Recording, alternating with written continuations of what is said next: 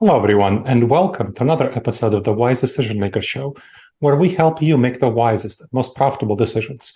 As always, my name is Dr. Gleb Tsipursky. I'm the CEO of Disaster Avoidance Experts, the future of work consultancy that sponsors the Wise Decision Maker Show. And today with me is Matt Summers. He's the Global Vice President of Culture and Leadership at the NeuroLeadership Institute. We'll talk about the NeuroLeadership Institute a little bit later, but I want to start, Matt, by asking, how does remote work increase productivity from your perspective, from what you've seen with your clients? Yeah, thank you, Gleb. So what's really interesting, this is such a critical question at this time in the post-pandemic era. So what we're seeing are real opportunities. I'm calling it a true transformation, or really a revolution for leaders in organizations to change their perspective on how they see not only themselves, but their employees, as through that lens of person first perspective, especially in the hybrid workplace realities we face now. So what I mean by this is, I think there's a real opportunity for us to build greater in-groups to start with, right? To build greater human connection that maybe we didn't even have when we were all working in the workplace pre-pandemic. There's a solid piece of research that shows us that now more than ever, the brain is craving certainty. The brain is craving human connection and relatedness to other humans around us, even when we're in this place of isolation, and more so than we've ever experienced as a species, really. Yeah?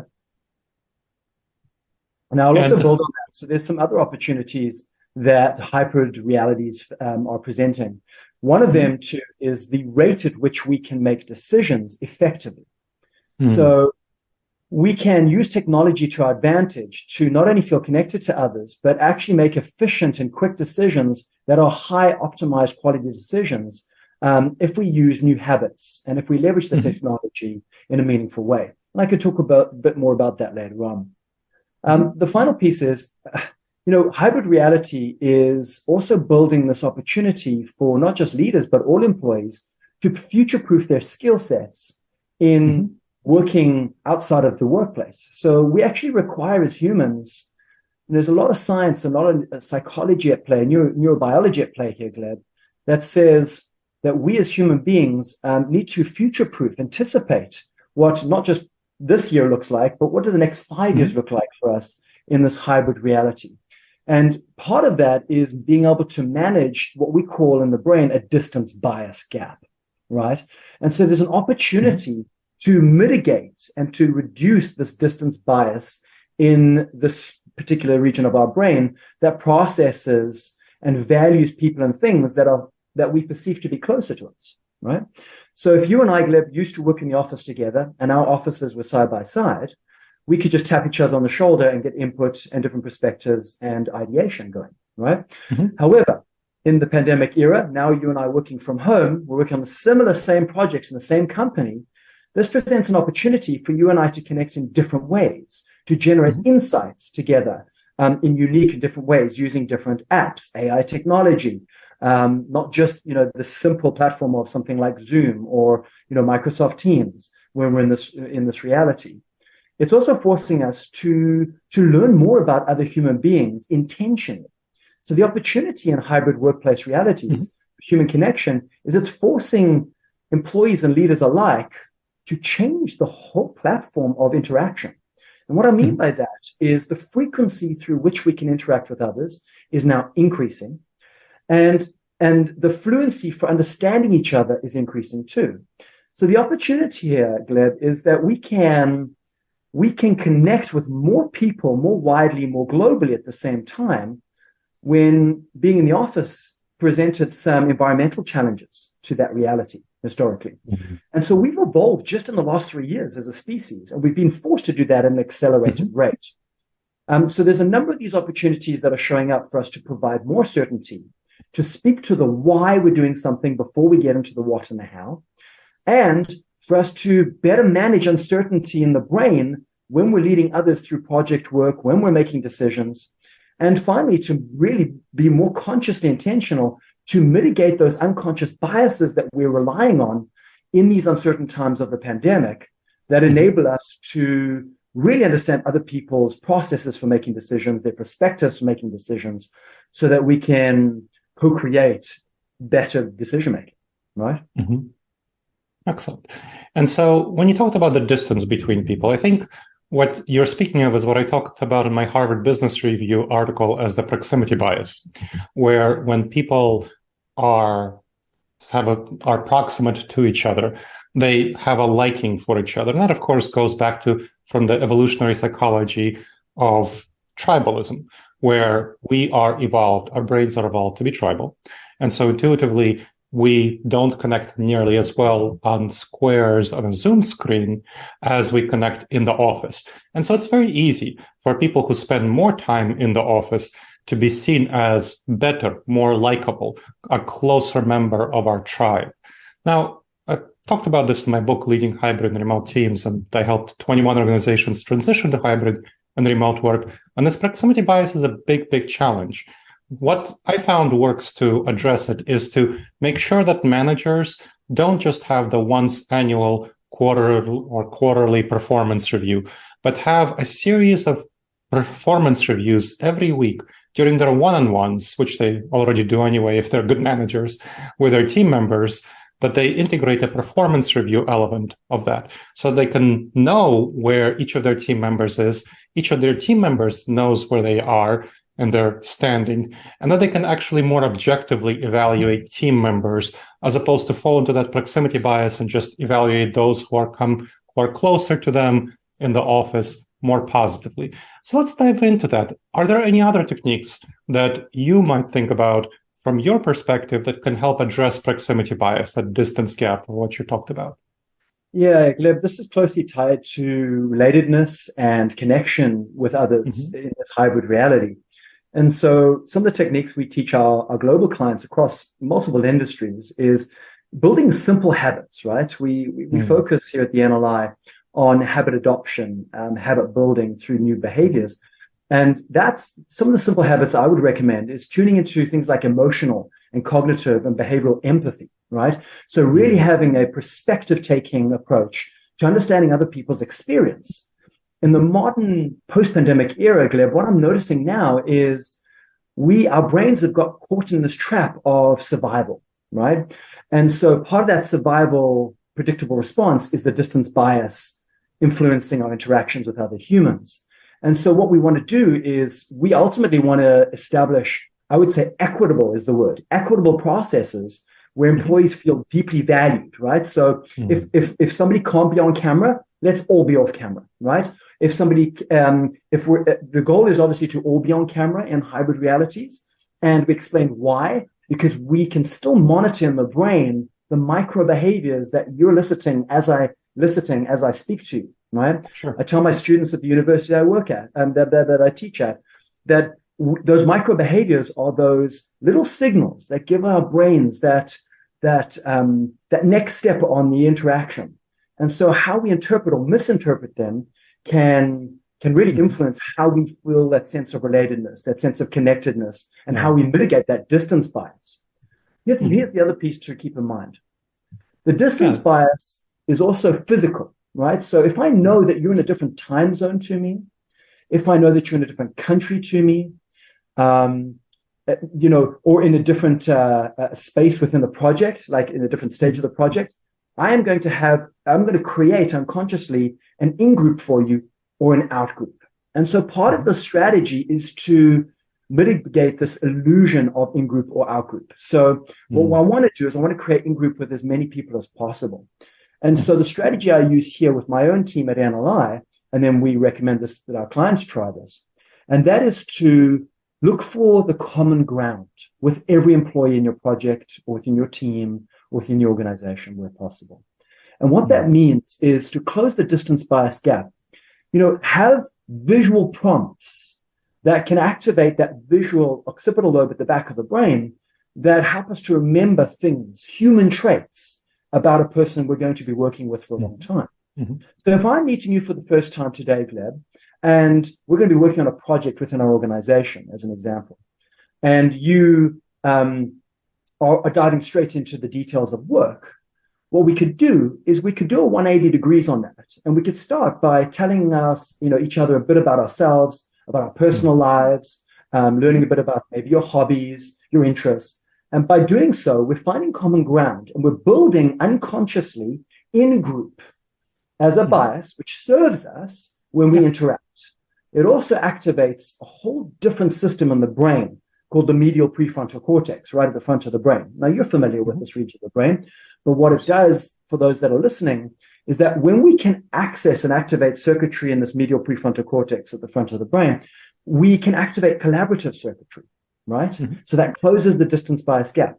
We can activate our objective social circuitry, where we are not subjective in the way we react to each other's responses, but more importantly, we can consider each other's responses. We can perspective take. We can, at NLI, we call this tuning in to not only my experience, but your experience too, especially when we're not in the same office together and we're on a platform like hybrid reality, right? Yeah. I think that sort of really valuable points, kind of the empathy. One of the things that we want to think about is who takes responsibility for doing so. So when I consult for companies on this question, one of the biggest challenges is in habit change is that it's the ordinary employees regularly, they don't really change their habits. It has to be leaders. So for example, one of the activities I have leaders do is for their, let's say, rank and file team leader, lower level supervisor of 6 to 8 people. And what I have them do is start each day to create a personal channel on Slack or Microsoft Teams for their team, just for personal discussions. And start each morning with a prompt saying, how's your day going so far? How's your private life? What do you plan to focus on at work this day? And share one fact about yourself or the world that others don't know. Which, of course, the function of that is exactly what you're talking about, Matt, to build that sense of connection and to help people feel like they're human beings, even when they don't see each other. For example, this could be for a hybrid team who come into the office a couple of days a week. This could be for a fully remote team who never come to the office. This also works well for distributed teams. So when one of my clients, for example, is a Fortune 200 high-tech manufacturer called Applied Materials, who let me talk about their work. And they have distributed teams around the globe, and they find that this technique is quite helpful for them.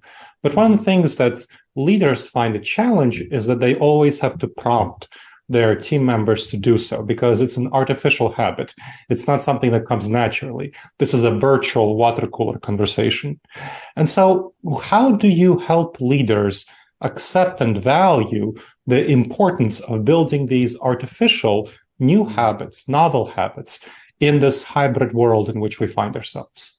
It's such an important question, Gleb. And, somebody asked me this a couple of months ago when I was talking to a CEO of a banking business. And it was fascinating because we have to break the pattern of human behavior that we're seeing in the post-pandemic era, where leaders and employees alike in organizations are experiencing so much change, Gleb, right? There's a lot of change going on in organizations, which means there's a lot of turbulence in the system in organizations, which also means there's a lot of uncertainty, not only in leaders' brains, but employees' brains. The reason why I mention this is because we want to come back to this piece of this refocus, this revolution of breaking human-centric mediocrity. And so as leaders, we need to upskill leaders and refocus the focus of leaders to reprioritize what we're calling human-centric practices, right? That can break that cycle of mediocrity. Now, it's too easy for employees and leaders to hide within the shadows of post-pandemic mediocrity because of their human unconscious biases, the way we predictably respond before the pandemic. The post-pandemic era is literally a whole new map for us in organizations and as leaders. So what I would recommend for leaders to do, first of all, is to adapt to that new map, those new skill sets, to build a common language. So the research shows that when you are adapting to change, which everybody now in reality is build a common language between the manager, the employees, and between the employees and the employees, between the managers and the managers, peer-to-peer, direct report to leader. And so having a common language for how are you going to make decisions? What is your meeting etiquette? How are we going to connect frequently? How do we tap someone on the shoulder virtually and connect with them through Slack or through Messenger or whatever it is to build that connection with each other? And so this common language and the frequency of using that common language is going to be critically important as opposed to a leader who goes through a new education program, learns a new skill set, and then throws these new words out to their team members, right, sporadically in meetings, when that team member has no context as to what that new jargon means, what the new process is trying to achieve. So that leads me to the second piece here, Gleb, and that is, I think we need to get better as leaders in an organization at recalibrating the why we're doing something. So we're moving so fast in organizations. And in my interviews with CHROs, what I see from them is this urgency to, the business's urgency to demonstrate to customers their effectiveness, to hit deadlines, to produce new products, that we've lost sight of the human being behind that engine, right? And so by doing so, what we've done is we've lost sight of the ability to co-create, the ability to connect more frequently, the ability to hear and listen to other perspectives. It reminds me of an interview that I did with Dr. Amy Edmondson out of Harvard Business School. And this was 3 years ago. And I said to her, look, we've got a lot of listeners live and who are saying in the pandemic era, what should leaders be focusing on? And she said, all my years of research are showing that right now, leaders need to get better at listening to understand rather than listening to respond. So how often, Gleb, just you as a human being, me as a human being, just in the last 7 days, how many meetings have you and I attended where we're listening to respond, right? So we're just reloading our response for what's important to us as a priority. And it sounds logical and easy, but cognitively, it's actually really challenging. And I want to share some neurobiology to explain this. It's called neuroplasticity, and you'll be familiar with this. But for the listeners, neuroplasticity at a baseline is the brain's ability to remold, to reshape itself at any time right up until the day we die. And so leaders need to remind ourselves that we can teach new language, new habits, new skills to our direct reports, to the entire organization, to be shared, to be actioned, to be understood. And when we do that, we close that gap. We build that connectedness. We increase the ability for our brains to build new neurological connections in ways that weren't there before, right? Our brains are very malleable. And so we need to leverage the brain's ability. And we need to, as leaders, think about how do we send reward signals to our team members to keep them in a toward state so that they're not in a threat state and they're not in survival mode, so they can listen, they can learn, they can connect with others. Because I can tell you, in March of 2020, my brain's ability to connect and really listen to others was at an all-time low, if not zero. Sure. Because I was so focused on where can I get food from for my family this week while everybody's emergency shopping. Right? Sure. That makes sense. Yeah, I'm glad you mentioned Amy. She was one of the, she wrote an endorsement for my book so she's a great person and a very respected scholar. Yeah. Now, you've talked about a lot of techniques. Now, let's go back to the institution, the NeuroLeadership Institute, that helped create these techniques. Tell me a little bit more about the NeuroLeadership Institute, your clients, who you work with, and how you come up with these techniques. Yeah, thanks, Gleb. Happy to share that. Something I'm very passionate about in my role. So the NLI, the NeuroLeadership Institute, we're truly a global organization. We're across 24 different countries. And really, we're really dedicated to making, I would say, organizations more human through science, right? So understanding what we know about the human brain, how it functions, and then how do we translate that knowledge and that research into human daily practice, into habit adoption, behavior change, right? And so we work with 62% of the Fortune 100 companies. And essentially, we partner with them to develop their leaders and to transform their culture. More than 2 million employees at over 180 organizations have new habits as a result of working with us. So that's really exciting. It gets me out of bed every morning. Actually, in one study I can share with you, Gleb, we saw 78% of 9,500 participants across 30 different organizations deliberately mitigating biases as a result of working with us every single week. So applying a new behavior, a new habit, let's say, to making decisions or to building psychological safety, right, on 2 to 3 times a week, which was very powerful. Yeah, and so for me, that's like the hallmark of truly systemic change in organizations at scale.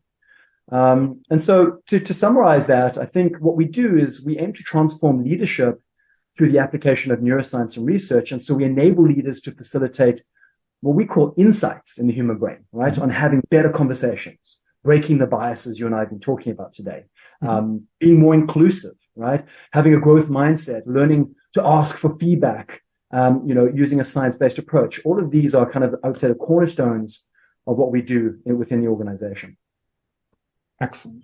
Thank you for sharing that really valuable information about hybrid work and remote work and how the NeuroLeadership Institute can help facilitate new leadership in this world. Are there any last thoughts that you want to leave our audience with, Matt? Yeah, thanks, Gleb. This has been a really rich conversation for me. In parting words, I would say to anybody listening to this, let's rise to the challenge. I'm deeply passionate about changing leadership across every industry and every organization, as are you, Gleb. And by doing so, I think we need to pay a lot of attention to the mediocrity we're seeing in the post-pandemic era. This quiet quitting, people just getting by. And so how do we re-energize, reconnect, tune into other people's experiences so that we can really amplify the quality of the work that we're seeing in organizations and really shifting from not just business outcomes, but finding the balance between business outcomes and human-centric outcomes, right? So really, let's reinvest. And this is to all HR leaders, CHROs, CEOs. Please think about where is your attention being in your investment in your people and building them new skill sets, future-proofing them for this post-pandemic era. Thanks, Gleb. You're welcome, Matt. And I think that's really important. Business outcomes are very much aligned with people outcomes. When you look at the top concerns of leaders, talent acquisition, talent retention is a top concern. I just saw a new survey coming out from Vistage, the global CEO peer executive group, which shows that talent acquisition and retention is their top concern heading into the new year. So that's definitely a major issue. Thank you for bringing that up and connecting those two. Thank you, Matt. And thank you to everyone else who has checked out this podcast. Please make sure to subscribe to the podcast wherever you checked it out and leave a review. It really helps us improve the show and it helps other people discover the show. Well, I hope you found this episode useful, and I will look forward to seeing you in the next episode of the Wise Decision Maker Show. In the meantime, the wisest and most profitable decisions to you, my friends.